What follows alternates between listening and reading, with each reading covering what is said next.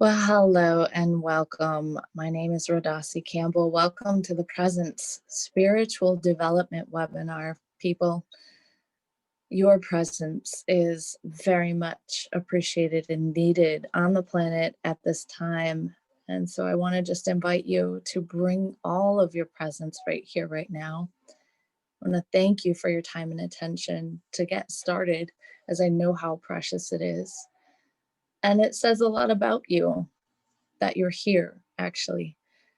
So if you're here, then you probably are some sort of a seeker, whether that you call yourself a spiritual seeker or your interest is in the spirituality and health aspects of spiritual development, of being present. Whatever your journey has been, whatever's brought you here, we have something in common, and that is probably the deep desire to know why we exist, or what your purpose is, or how you can be of service in this world, living your dharma, living your life's purpose, really in alignment, really connected, that conscious felt sense of connection to something greater than yourself throughout the day, not just when you're teaching your yoga classes or doing your massage or whatever it is that your career may be. Not just when you're reading the spiritual books or joining your sisters in spiritual circle or the Reiki circles, not just when you are doing the things, but in every moment, no matter how mundane. And you know that this is possible, you know that it is. So who you are is somebody who's remembering. You're someone who's answering the call, and you're someone who's been doing this dance for some time. I just have to acknowledge that as I'm recording this, it is 11:11.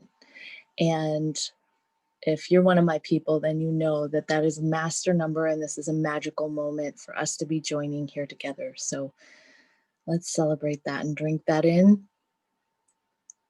Just breathing into the fullness of your attention, your full presence right here, kindred spirit.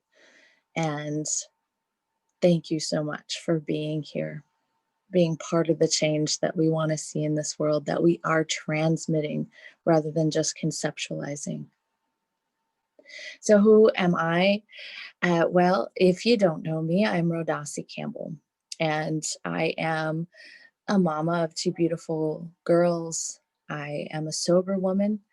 I have a very interesting background, and it was a lot of suffering and struggling that actually led me to become a monk, taking vows to both be present and to teach others to be present, to become a priestess.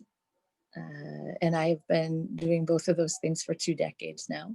I am a high priestess. I have taken vows, I suppose you could say, initiated as a priestess, to take care of my body and the planet and to serve others in spiritual awakening, in self-care, and then became an initiator myself a decade ago.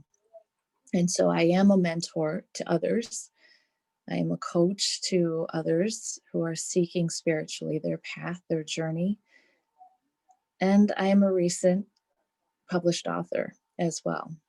And the book is called Meditation for Badassery. And so you could check that out. My website's rodasicampbell.com. But that's a little bit about me. And it is my honor and my privilege to get to be here with you, alongside you on this epic journey, this epic adventure of life. So what is presence, beloved? What is presence? I want to invite you to just be all here again. Let go of everything I just said, everything that sounded strange or cool, and just be here. All right, so presence is your true self. It's what you actually are beyond the roles and limitations of the mind.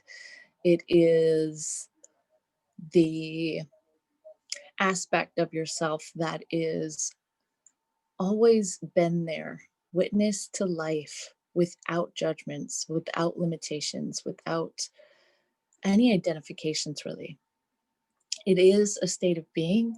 It's one that we've forgotten, but one we lived inside of as children. And so it is your birthright. It is also easy to access it and simple to cultivate a return to presence. If you read any self-help book or spiritual development book, it will tell you this. And if you're like me, then you've done enough of that to feel like you know a lot, and that there may be a sense of resolve in you, that you have gotten your fill, that you've reached the summit, that you know all you could possibly know, and yet there's a part of you that's lingering, going, yeah, I'm missing something. But it may feel difficult for you to own that, because you may be, like me, a go-to person in your community. Maybe a teacher or a healer. You may be holding a position of, or just a role of someone that people go to and turn to. So presence is what you've been seeking your entire life, in the concepts, in the practices. It is a state of still silent witnessing, and it is time to return to that. It is easy to access it because it's a simple shift of attention, and it's easy to cultivate it because it's just one shift at a time. So you know what I'm talking about. And if you don't know what I'm talking about, you're about to, hopefully, if you are willing. And it's important for you to have a desire to want anything to do with this, right? For you to experience what presence is. And I don't mean this in a kitschy, markety kind of way. I actually do have a program that I'm going to be highlighting to you here that is called Presence, a spiritual development course. And I also have an apprenticeship that I offer called Presence.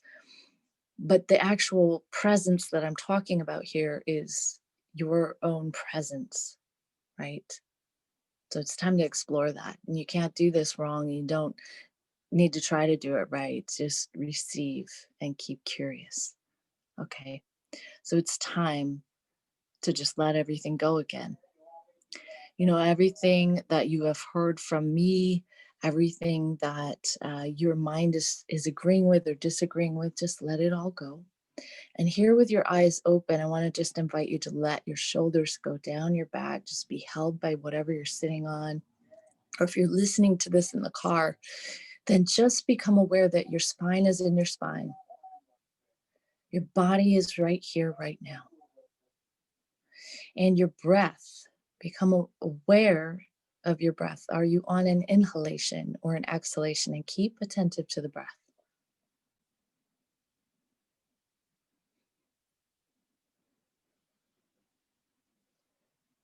And then as you were attentive to the breath, did you pay attention for one breath, or were you able to keep paying your attention to the breath? Can you be aware right now of your right knee, of your left arm?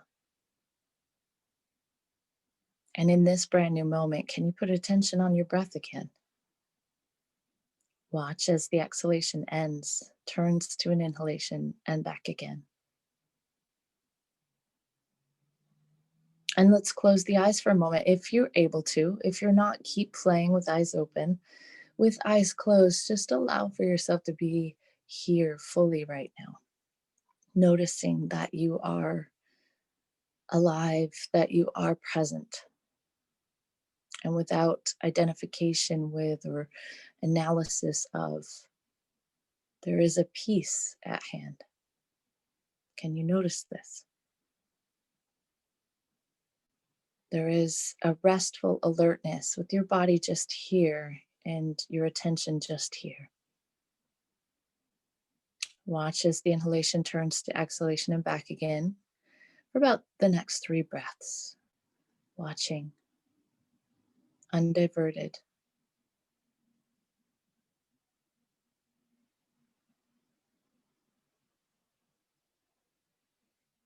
And allow for your attention to come back to just the part of you that's witness, watching.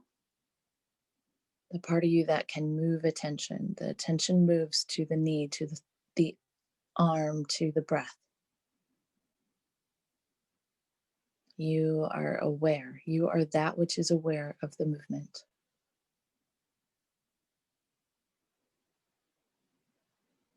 And allow awareness to come to the back of the eyelids. Noticing the state of your mind and body. It may be slightly different, very different, or the same as when you first started listening to this little experiential webinar. Just notice. Pay attention. What's it like to pay attention? Can you notice your own presence here?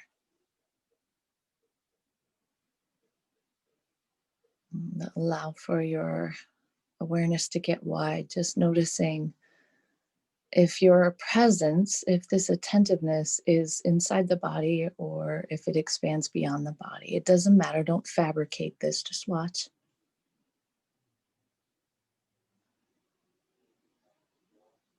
And awareness comes to the breath again if you need to. So you can just be aware of your own presence and watch the presence, your own witness. You can become more and more aware of this. And when that feels elusive, or if it feels elusive the entire time, you put attention back on the breath, helping to focus the mind to be here now. Inhalation turns to exhalation and back again.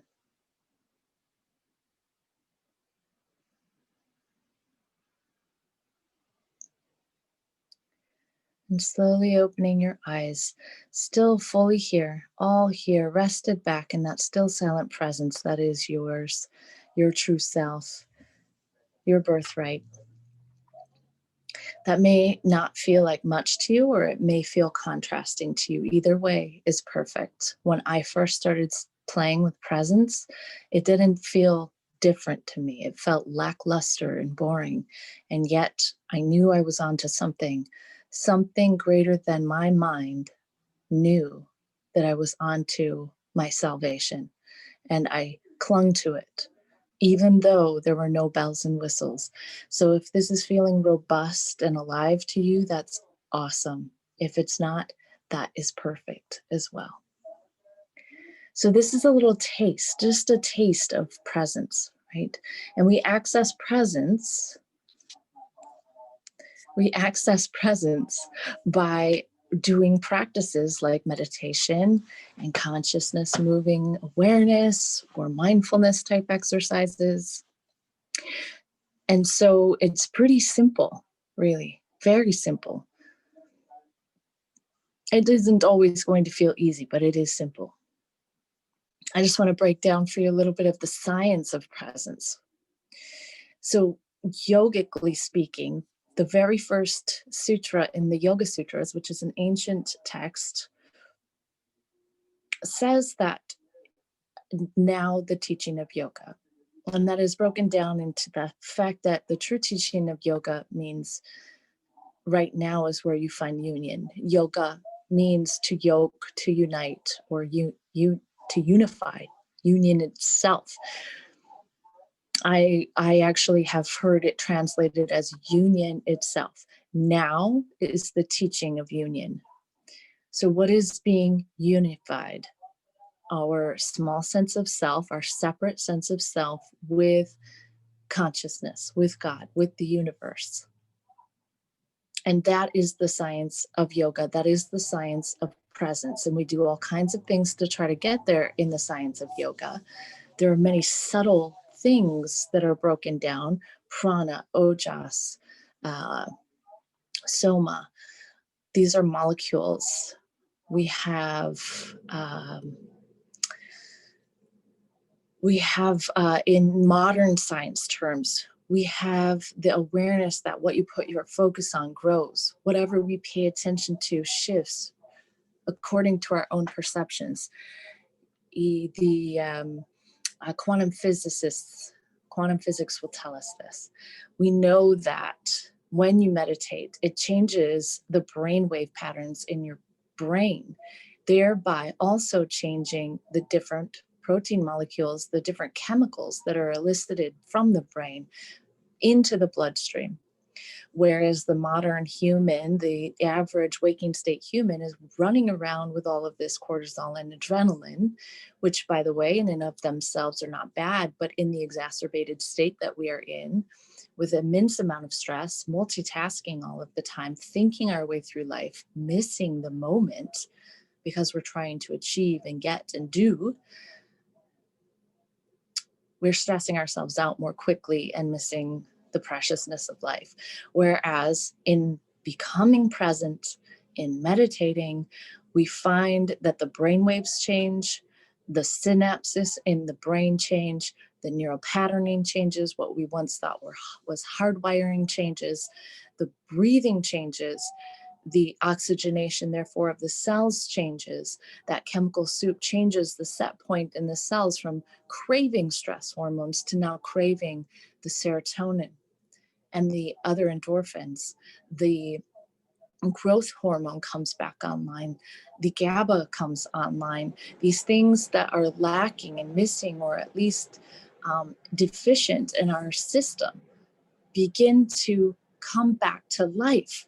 So you see, we have the ways of looking through that physiological lens of our body, the science of presence, yogically or modernly. And the telomeres in our body can lengthen and protect us from cancer. The T cells are enhanced. These are all benefits of presence, of accessing your own presence, that still silent presence within.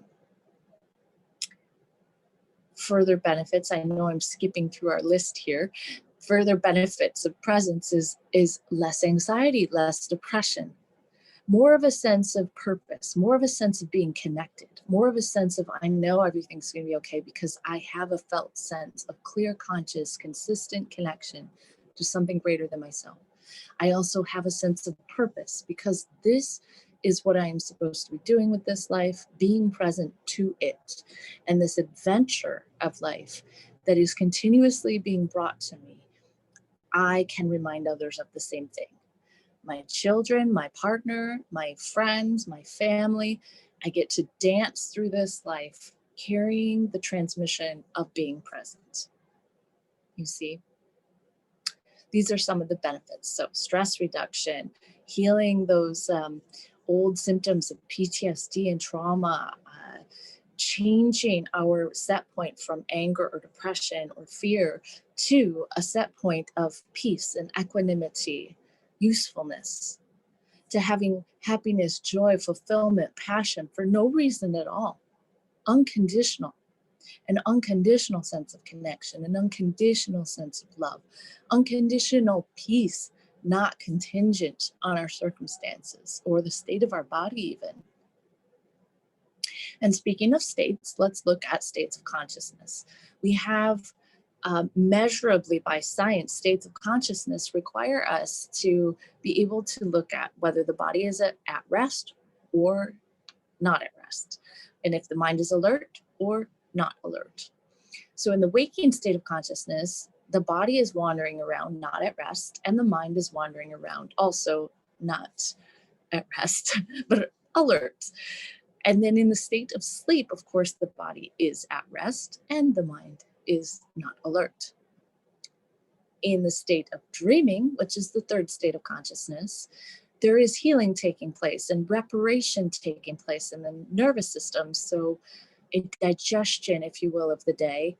This is a subtle movement taking place in the body, and therefore there are subtle movements of the mind, which we call dreams. So this is not fully at rest and not also fully alert. So it's an interesting state. There's a fourth state. If I were to draw a grid, you'd be able to see what I mean here. The fourth state is one where the body is at rest and the mind is alert. Deep rest happens when we are in meditation.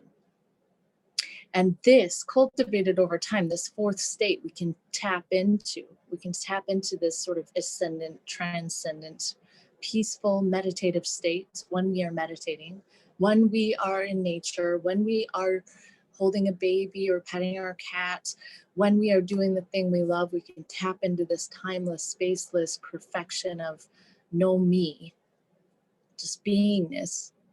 But we can also cultivate that. And that fourth state around the world in every tradition has different names, including Turiya, Nirvana.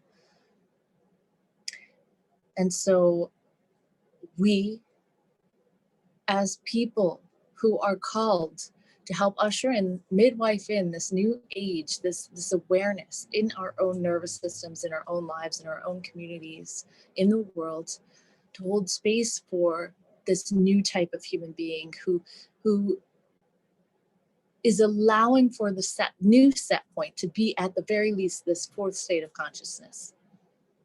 That this is our birthright, to live life at least from that state. And if this isn't exciting you, then probably you don't need to stick around for the rest of this webinar. But if it is exciting you, then you are the people I've been waiting for. And all of the sages and saints and teachers on the planet have said the same thing.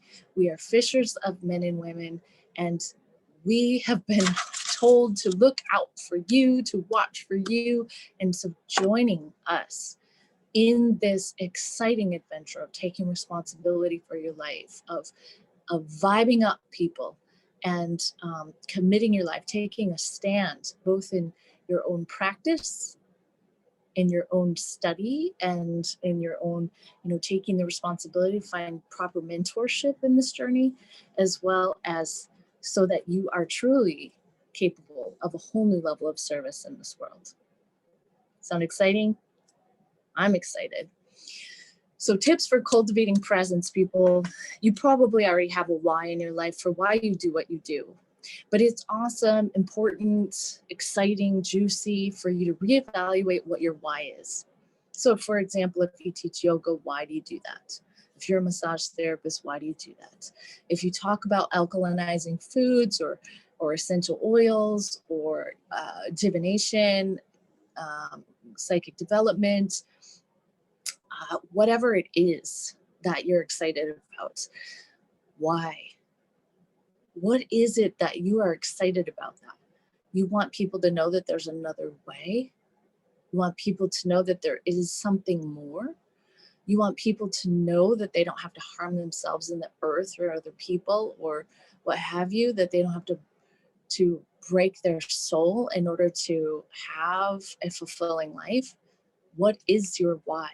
And then you need to know what your why is and put that on your reason for why practicing meditation, why practicing coming present throughout the day, why practicing diving into, cultivating presence in your life.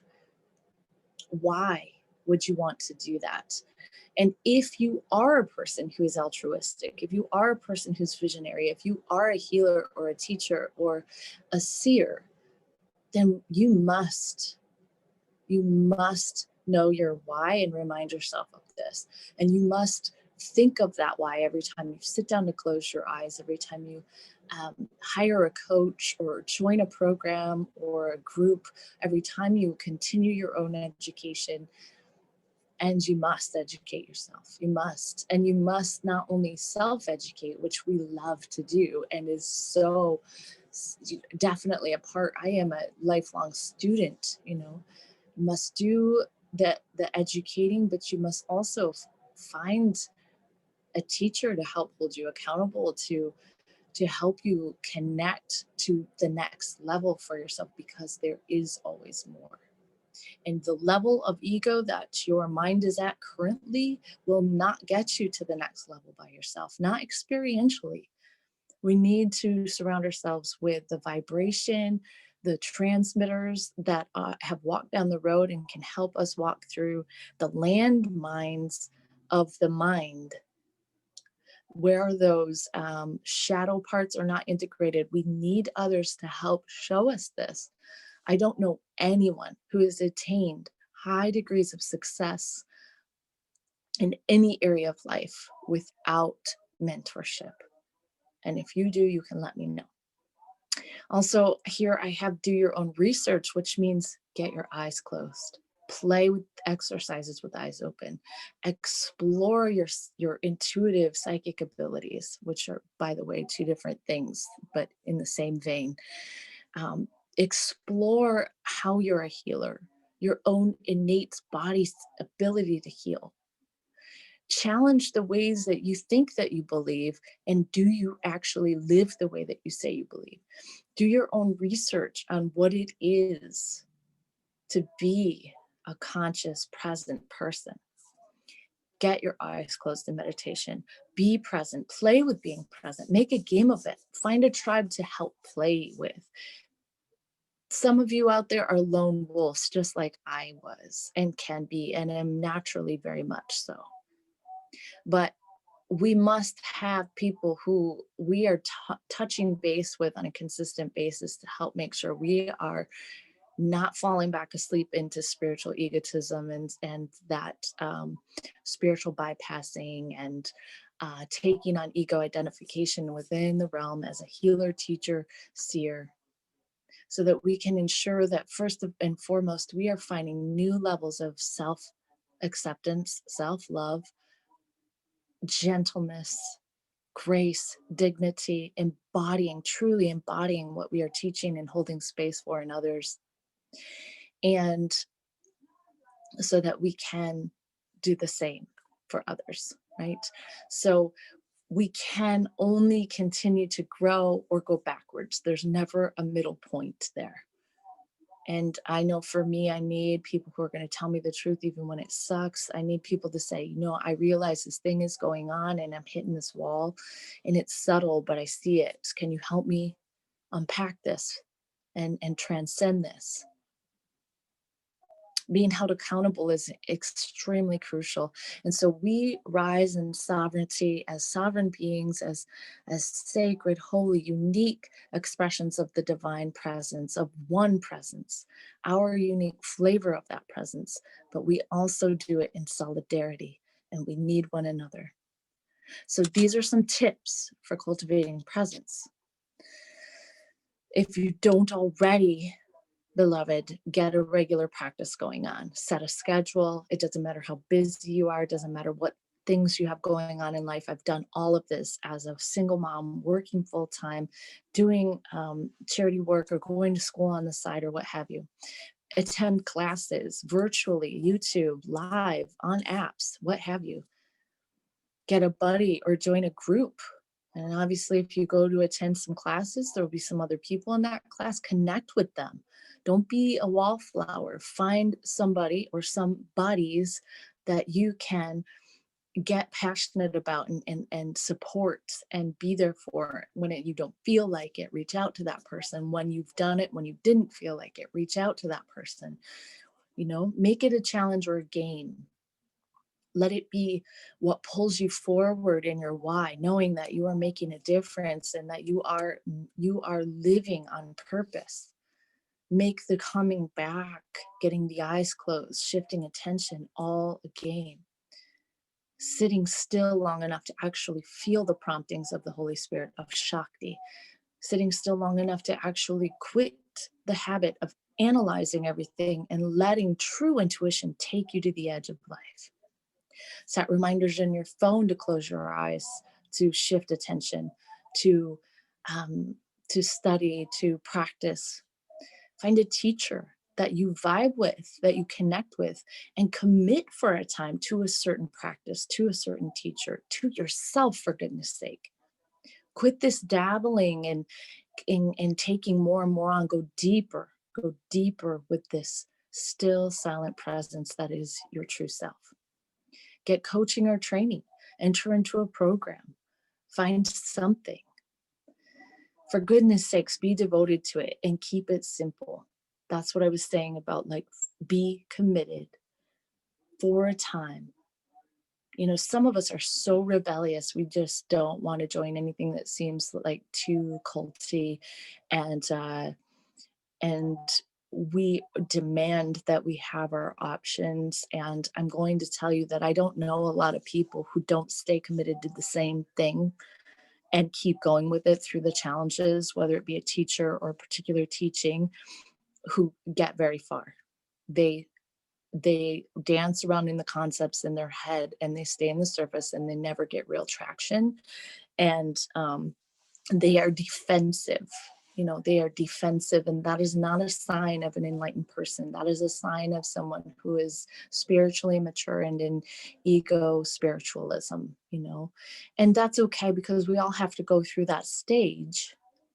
We all have to go through that stage in order to recognize that we're doing that, to go, oh, it's time for me to find gentleness and vulnerability and authenticity, and to sit the frick still long enough to get it, and to trust somebody.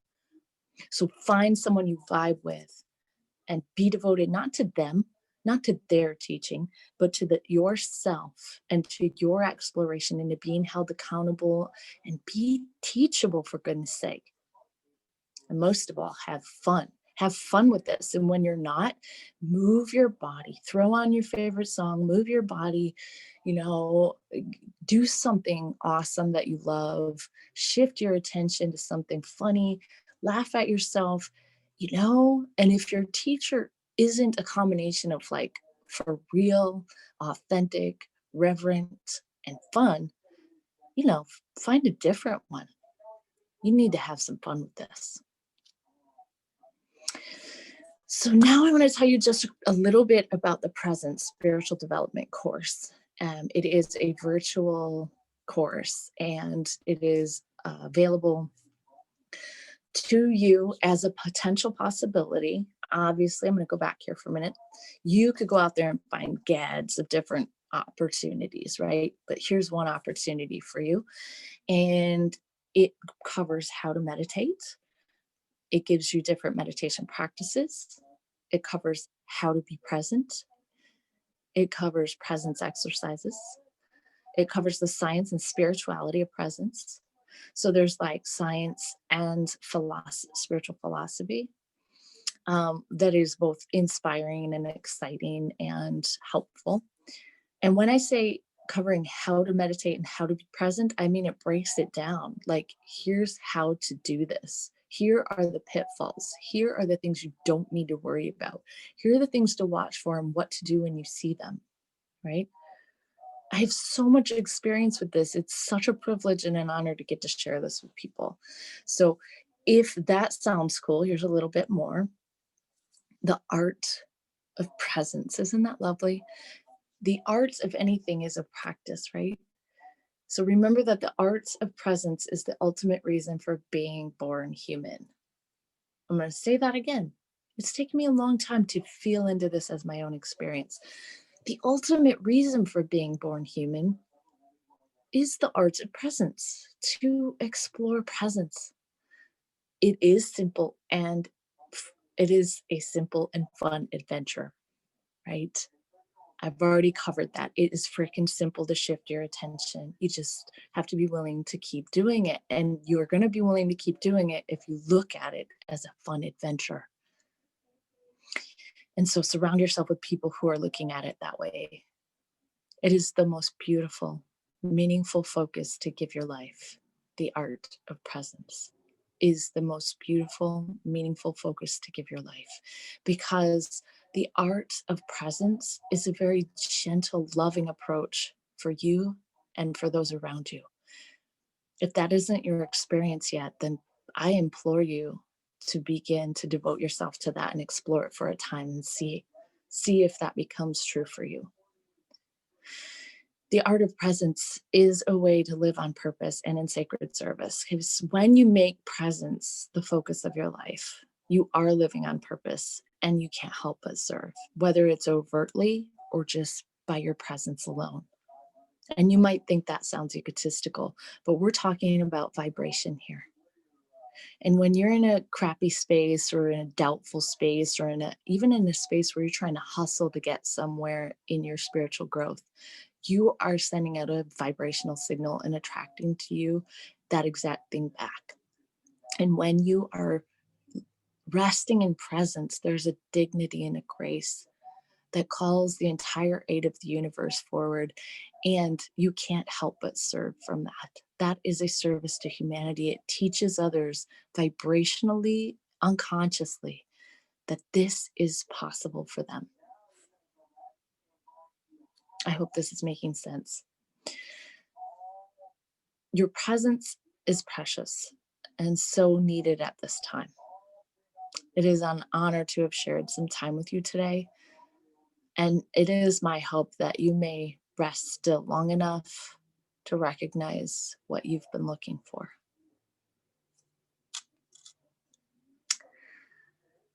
Thank you so much.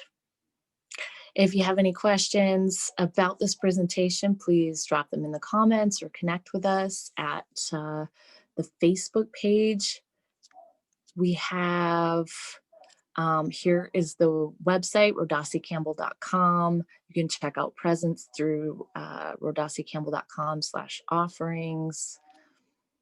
And just going back here, people, thank you for your patience. Yeah, that is about it.